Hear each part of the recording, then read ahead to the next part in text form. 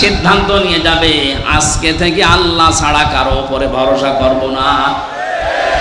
এই তিনটি বৈশিষ্ট্য যাদের ভেতরে আছে, আল্লাহর নাম শুনলে কলিজায় কাঁপ ধরবে, আল্লাহর কোরআন শুনলে ঈমান বেড়ে তাদের চোখ দিয়ে পানি আসবে, আল্লাহ ছাড়া কাউকে ভরসার স্থল বানাবে না, আল্লাহর দৃষ্টিতে এরা প্রকৃত মুমিন। এরা কি?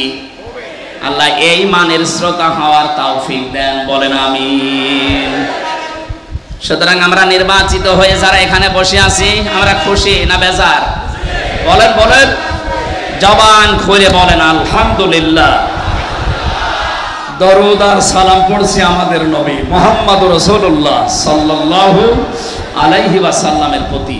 আমার আজকের তেলাওয়াতকৃত আয়াত আপনারা দেখেছেন, একটা পরিচিত আয়াত পড়েছি, অনেকের কাছে এটা মুখস্থ আছে। সূরা আরাফ আয়াত নাম্বার 179, একটা মাত্র আয়াত পড়েছি।